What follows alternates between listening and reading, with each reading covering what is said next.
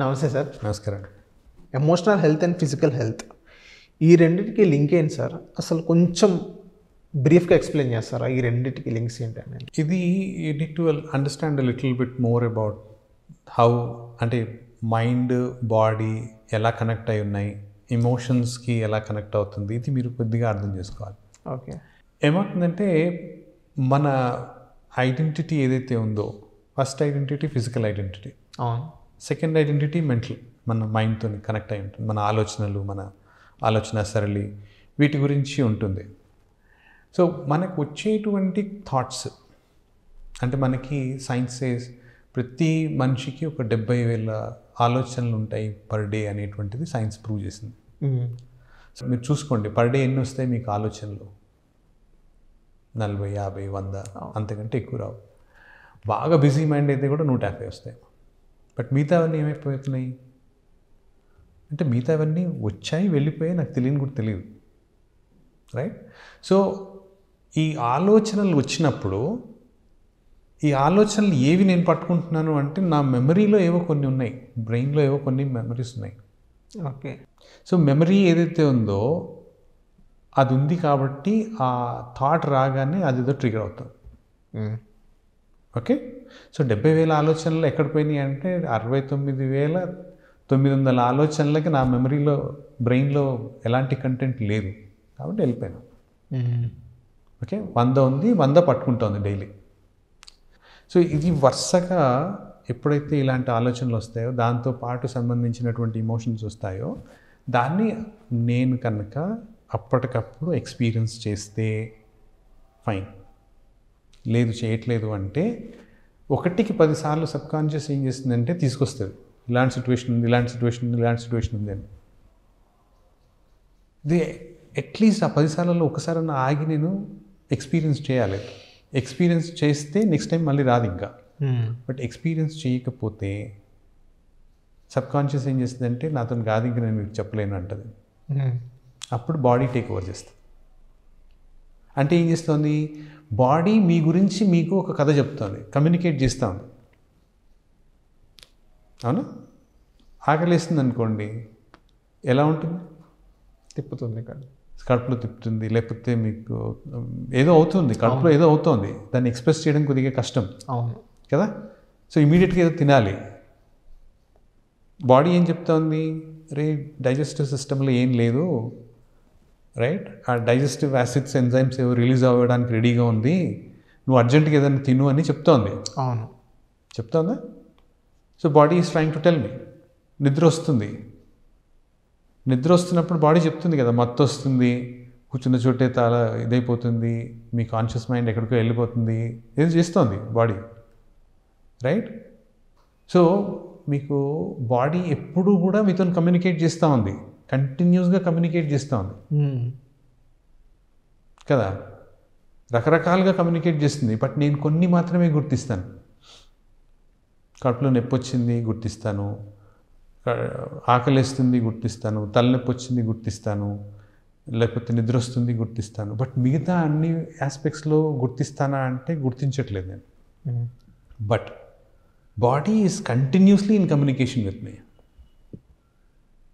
నేను బాడీ చెప్తున్నది వినగలిగితే ప్రాబ్లం లేదు అసలు. ఇంకా నాకు కోపం వచ్చింది గర్ల్ ఫ్రెండ్ మీద, బాడీ చెప్పేస్తూ ఉంది, ఇట్లా దవడలు గట్టిగా పట్టుకున్నారు, ఫిస్ట్ ఇది అయిపోయింది, లేకపోతే కడుపులో ఏదో అవుతోంది, ఏదో చెప్తోంది బాడీ నాకు. బట్ నేను వినట్లేదు, నేను కోపంతో ఊగిపోతున్నాను. సో బాడీ చెప్తుంది వినట్లా. So body is always communicating with you and you are not listening to the body. ఎప్పుడైతే మీరు బాడీని ఏం చెప్తోందో మీరు వినగలిగితే సగం ప్రాబ్లమ్స్ తీరిపోతాయి. ఓకే. మీకు కోపం వచ్చిందండి, కోపం ఎలా ఉంటుందో మీకు తెలుసా? తెలియదు కదా. బట్ బాడీ చెప్తుంది యాక్చువల్గా, ఇట్లా గట్టిగా బిగుసుకున్నాయి, దవడలు ఇట్లా ఇదవుతున్నాయి, పళ్ళు గురికేసుకుంటున్నారు, లోపలంతా చెమటలు పోస్తుంది, ఇట్లా ఊగిపోతుంది, సెల్స్ అన్ని ఇట్లా ఊగుతున్నాయి, చెప్తోంది కదా బాడీ. ఏం చెప్తోంది? అరే నీకు కోపం వచ్చింది అని చెప్తాను. When you go back look at it, ఎందుకు కోపం వస్తుంది అనేది మళ్ళీ వెనక్కి వెళ్తే మీకు అర్థమవుతుంది ఎందుకు వస్తుంది అనేటువంటి. సో పాయింట్ 1, బాడీ కమ్యూనికేట్ చేస్తున్నా నేను వినడం లేదు. సో నాకు బాడీతో కమ్యూనికేషన్ లేదు, నేను దాన్ని డెవలప్ చేసుకోలేదు, బట్ చేసుకోవచ్చు. రైట్? ఒక ఆలోచన వచ్చింది, దాంతో ఒక ఎమోషన్ వచ్చింది.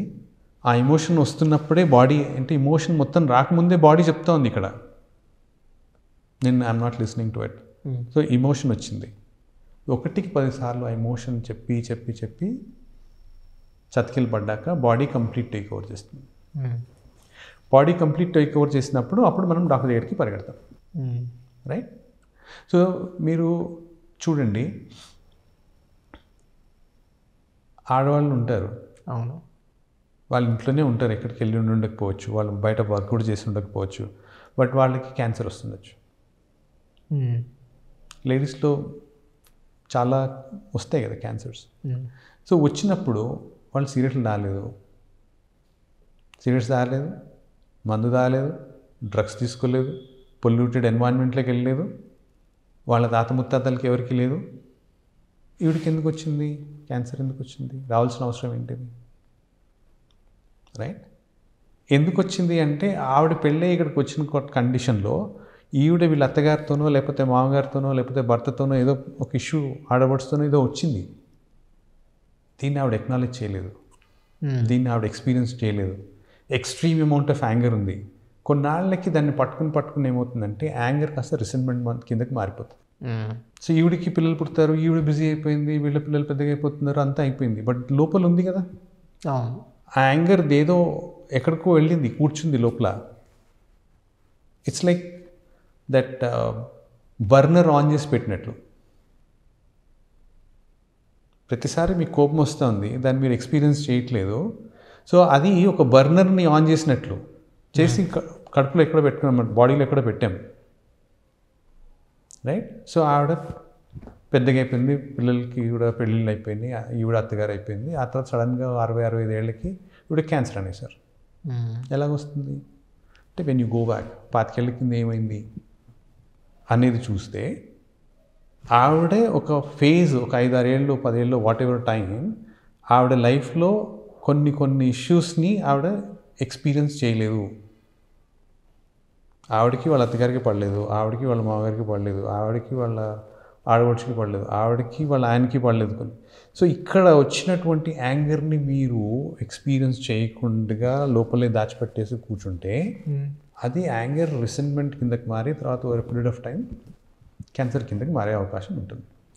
ఓకే, అంటే క్యాన్సరే వస్తుందని కాదు, రకరకాలు వస్తాయి. One of the core thing is the ఎమోషన్ని పట్టి మారుతూ ఉంటుంది. ఆర్థరైటిస్ వస్తుంది, క్రిటిసిజం ఉంటే ఆర్థరైటిస్ వస్తుంది, అంటే రిసెంట్మెంట్ క్రిటిసిజం రెండు ఉండాలి, ఆర్థరైటిస్ వచ్చేదానికి అవకాశం ఉంటుంది.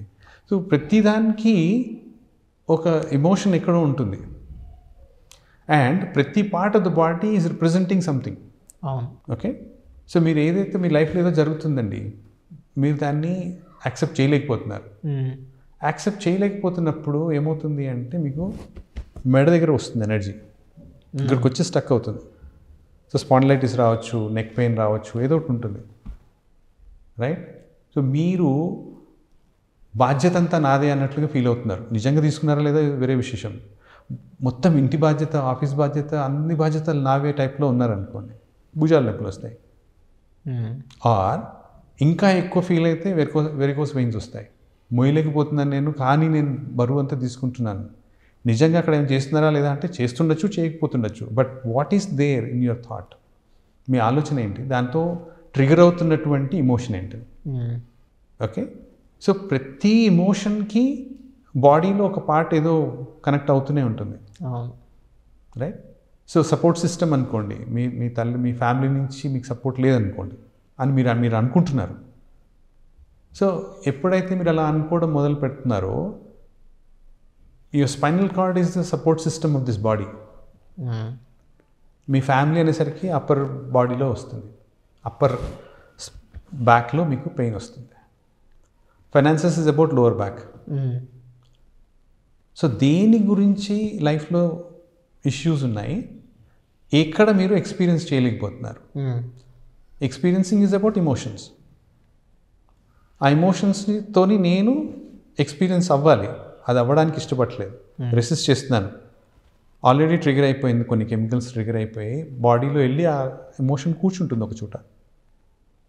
So there is a straight cut connection between your mind, emotions and body. Okay. Okay, కంప్లీట్గా 100%, ఎలాంటి డౌట్ లేదు. So when you are experiencing your life consciously, ఇది ఇంపార్టెంట్.